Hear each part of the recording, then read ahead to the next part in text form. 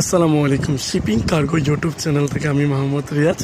আজকে আপনাদেরকে জাহাজের একটা নৌকা দেখাবো।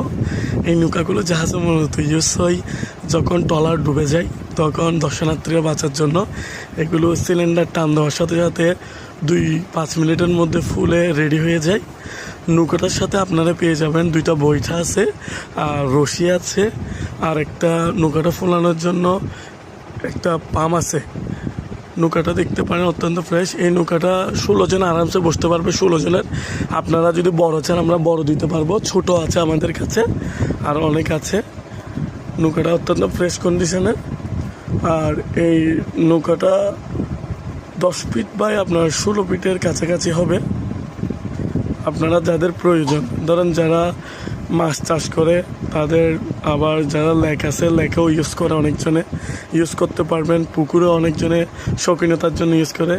আর এই নৌকাটা যারা নিতে চান তারা স্ক্রিনে দেওয়া নাম্বারে যোগাযোগ করে নিতে পারবেন। এটা আমাদের নতুন ইউটিউব চ্যানেল। এই চ্যানেল যারা, তাদের উদ্দেশ্য মনে রাখি চ্যানেলটা সাবস্ক্রাইব করে সবাই আমাদের পাশে থাকবেন।